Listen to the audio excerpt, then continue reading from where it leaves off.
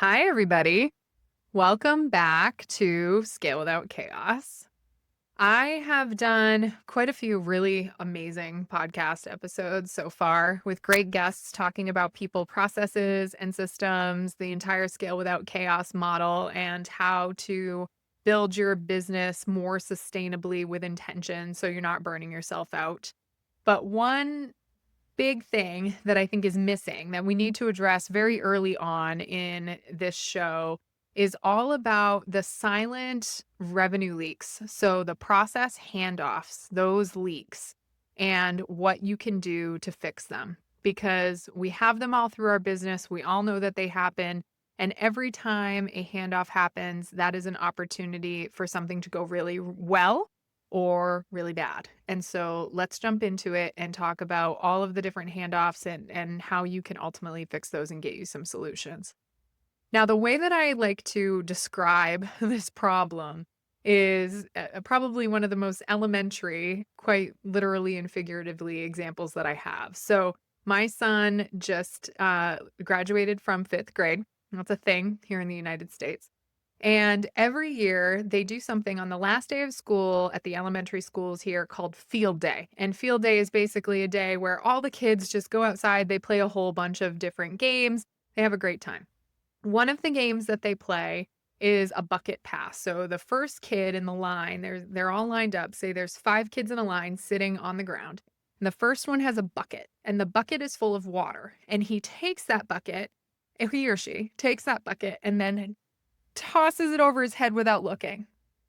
The person behind them is then responsible for catching as much of that water as they can. And then it repeats the same process all the way till the end. And whoever has the most water in the bucket at the end wins the game. That's the exact same thing that happens in business, except the more water in the bucket you have, the better chance you have of having a happy customer. Most revenue doesn't die because of bad marketing, bad sales, bad customer success. It does die in those handoffs. All of those handoffs make sense, but they are each a point of vulnerability. They are a linchpin that can potentially make or break your business. And so it is extremely important to make sure that you have all of those in a documented, succinct manner so that you are able to retrain them, enforce them, to scale them, to ensure that there's feedback loops in place, everything that you need to be able to ensure that your customer has an excellent experience with your business. I'll give you an example, always my favorite. Marketing and sales. Marketing and sales is my favorite to pick on because I spent most of my career in marketing. And I have gone through the gamut of excuses from a marketing team or a sales team in terms of why leads are good or bad. I've gone through it. And most times when you start to sit down and you actually look at these different things, look at the leads, look at the quality of them coming in, look at everything that's associated with them, it doesn't necessarily always come down to how good or bad the leads are. It also comes down to how quickly people respond to that lead, how easy it is to contact the salesperson afterwards. Do they have to keep going back, and does the customer need to go back and forth in order to book a meeting? And what is that experience over email or over phone, or how does that all come together, and how does that ultimately impact the customer? Those are just 3 things in one process, and we've barely even scratched the surface in terms of what that looks like.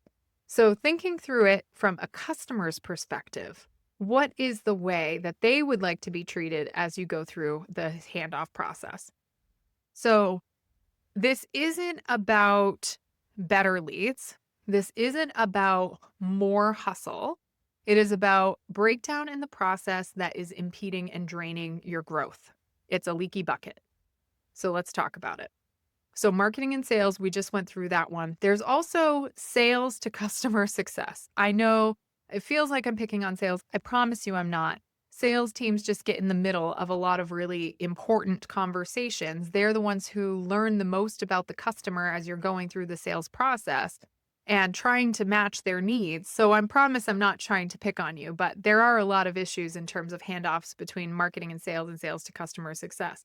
mostly in the manner of customers being onboarded with improper expectations that are being set, or there's not enough of an onboarding. That could be an internal process issue. Then let's talk about another breakdown where it's not with customers at all, it's actually internal only between leadership and management, between your senior leaders and your frontline managers, and how that process works in terms of communication and driving process and driving all of the things that you need to in order to grow your business through those two particular groups. How effective is that? And does that need a change? These are not people problems. They are often process failures disguised as people failures.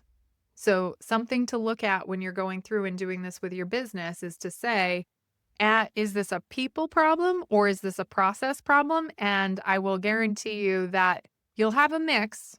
You will have a mix, but for the most part, you can't blame the person until the process is fixed. So, either way, need to make sure your processes are stacked up where they need to be. Okay, we've defined the problem. Let's talk about some solutions. There is some really easy run of the mill stuff. Define your process. I promise you, I'm not going to spend a lot of time here, but it is amazing how many businesses don't actually have their process defined. And if you do have your process defined, when was the last time that it was updated? This needs to be someone's job. Someone needs to make sure it's an ops person that is really good at attention to detail, needs to make sure that they are updating and continually training on that particular process to ensure that it is followed and everyone understands the reasoning behind each step in the process. So that leads me to my next thing, which is don't over-engineer your process. It is also amazing how frequently businesses throw in very interesting things for teams to do.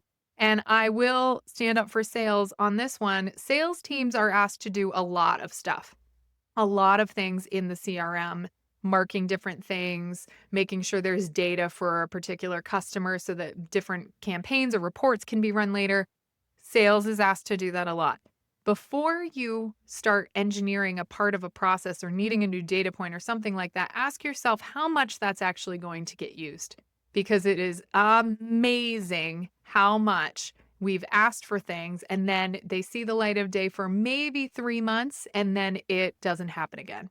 So that leads me to my next point, which is encourage and make sure you have scheduled feedback loops as well as audits. That goes, again, back to making sure that your process is updated. You should be auditing your processes every quarter. And it can be as simple as, yep, that one's good, let's move on. Or it might be something like, we should probably spend a little bit of time here because we had this change and this change and this change. And we've learned so much more over the last 3 months. So we're going to spend some time in it. Most of the time, it's just going to be a checkbox. Yes, we're good. And we're going to continue to move on. Feedback loops are always important as part of that audit process, but feedback loops should not wait until that audit process. There should be a way for team members to say, hey, got why we needed this particular thing in the process, but this is what is messing us up with it, and we need it fixed because of X, Y, and Z. That should be a continuous conversation. The goal, to my next point, the goal with process should always be efficiency. Can we do it simpler? Always. Is there a way where we can achieve the same result without having to be complicated? Pay attention to that because it's easier to be complicated than it is to be simple. So pay very close attention. But the goal should always be keep your processes simple. And lastly, measure the leaks. So spend a lot of time figuring out where things dropped out of that handoff process. That's the most important data. The ones that made it through, those are your strongest things. Those are your strongest deals. Those are your strongest customers. Those are the ones who really want to be there. But that's not where your low-hanging fruit is in order to create more revenue. The place that you're looking to create more revenue is what are those ones that are so close, but maybe this one thing irked them and they decided to walk away, or this is the part of the process where they dropped off. Make sure that you're tracking that. You will need someone to manually, potentially, hopefully not, but at least I don't know of a way to pull a easy report, but I'm sure that someone could, out of Salesforce and HubSpot to show that all in one place so that you can see the different places of your process where people were good, where they fell out, and even better, if you have the ability to do some type of, um, any type of reviews, ratings, anything like that, NPS score, that would also be helpful in terms of rating and reviewing your process. One thing I will add, I didn't originally have this, but I will throw it in here now as something that's interesting. I did work for a founder that made it a point to speak with every single customer once a year. And he did it. He absolutely did it. And I have a lot of respect for him in the amount of flack sometimes that he took from those calls. But he was such a nice guy. Everybody just loved talking to him. Um, I would spend as much time as an owner as you can. Maybe talking to every customer is not your cup of tea, but asking for feedback in those loops. So, not just your internal quarterly review of an audit of your process, but is there any consistent feedback that you are getting from your customers? Customer success would get this all the time as well. That would help you to improve those processes. Listen and document it and make sure it makes it as into a part of the process. There is an option, if this is a good fit for your business, to create or appoint a handoff owner. The owner is someone within each organization that manages the specific details of that handoff, what it looks like, and its ultimate success. It becomes one of their OKRs. This could be a good thing for your business if that, and it's something worth trying for sure. Or it could be something that's detrimental depending on the culture, the type of business that you have, what you're selling to your customers, all of those things. So consider that having a handoff owner, one point of contact that will help own that, might be something worth trying for your organization. Another thing that may or may not be helpful, depending on your particular business, is a 24-hour checkpoint rule. Now, as a general rule, I don't appreciate SLAs. I never encourage them with my team, and only under very specific situations do I allow them to continue because I feel like they become a benchmark of excuses as opposed to something to strive for. So, this is, again, something that is completely up to you, but some organizations do have a 24-hour benchmark. So every time something happens where a handoff happens, something needs to move that process forward within 24 hours. So if we're talking about a sales to customer success transition, the salesperson is marking a deal as closed within 24 hours, whatever that next step is. The customer success rep has been assigned, or a communication has gone out to the customer thanking them for becoming a customer. Whatever that next step is has to happen within 24 hours. Now, again, 24 hours may or may not be the right time frame for you, and depending on how well your team is doing in certain processes, it may not even make sense for you to assign an hour mark. They may do it very quickly, just inherently through what they're doing for the business anyway as part of their job. But just a consideration, if you are having a hard time with making sure your processes happen in a timely manner, a 24-hour checkpoint could be a solution for your business. We've talked a lot about what we can do to fix these process problems, but we haven't really talked about how that relates back to revenue. And so I want to take a minute to address that. The first thing that I would do is identify what are the revenue metrics that are associated with the process that you are trying to improve. A lot of folks have this. I want everyone to be on the same page about it as you improve the process.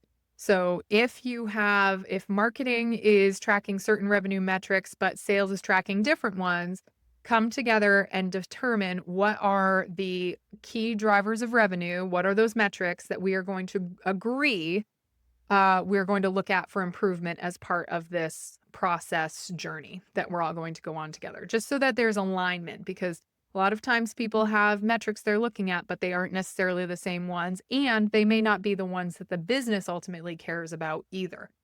So take your conversion rates and then figure out before, so now, and then in 6 months, in a year, how is that improving? There are obviously a lot of factors that go into some of these different things, so having different varieties of metrics can be important to make sure that you get a clear picture, but that would be where I would start there. I think for the sales to customer success relationship, measuring time to value is key.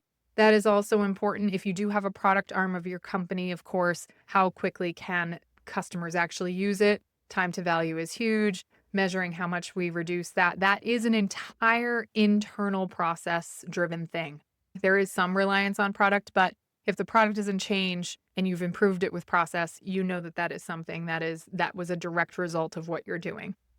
And I would include, I know it sounds a little weird, especially for those um, that are used to traditional pipeline reviews, but I would include some type of handoff efficiency metric in your regular reviews. So if you have marketing and sales meeting every week, sales and customer success, or even all three groups meeting at any particular time, look at whatever the metric is that you've agreed upon for handoff efficiencies. So if it is that 24-hour mark or if it's something else, talk about that as a team. Talk about what that efficiency looks like and whether or not you're hitting your goal or if you're missing it.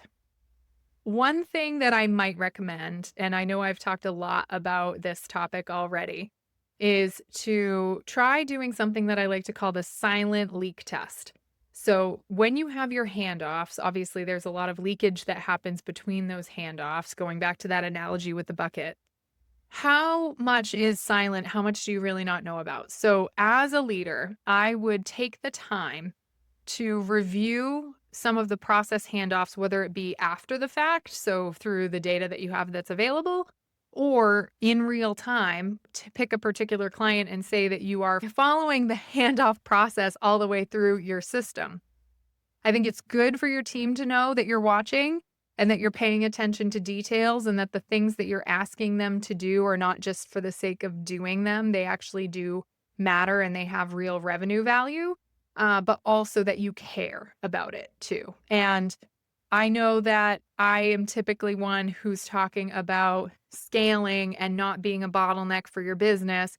In this particular case, I'm going to go with my other saying, which is I would never ask my team to do anything that I wouldn't do myself. And I think that as leaders, when we start looking at pieces of process that have been put into place, we find some really interesting over-engineered pieces and parts that maybe were asked for at one time that never had the light of day after 3 months. And so I think it would be refreshing for you and for your team to take the time to go through that. All right. To wrap things up, for founders, you don't need more leads. You need to be watching that water and watching those buckets and making sure that as much of that goodwill from your customers is working its way from marketing all the way through customer success and support. That's where your low-hanging fruit is. That's where you're going to make the difference in your goals. Pay attention to your processes and you'll get the results back in your bottom line and in your revenue.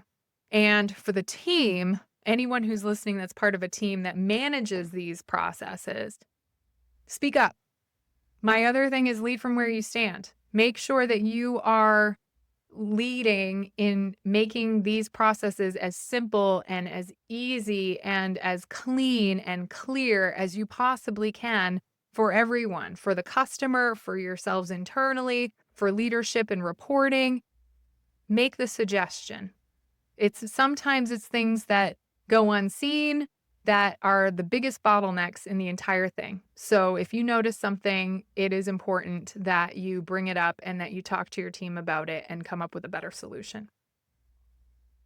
I want those who are listening to look at you can pick any number, 10 marketing leads, 10 deals, 10 customers or people that turned into customers, and look at how those processes went.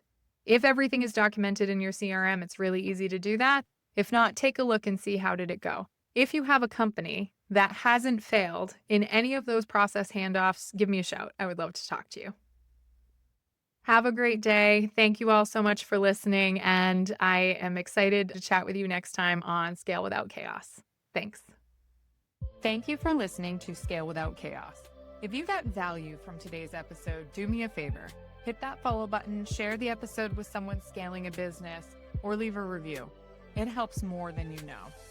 You can find more content, free resources, and behind-the-scenes takes on LinkedIn and Instagram at Scale Without Chaos.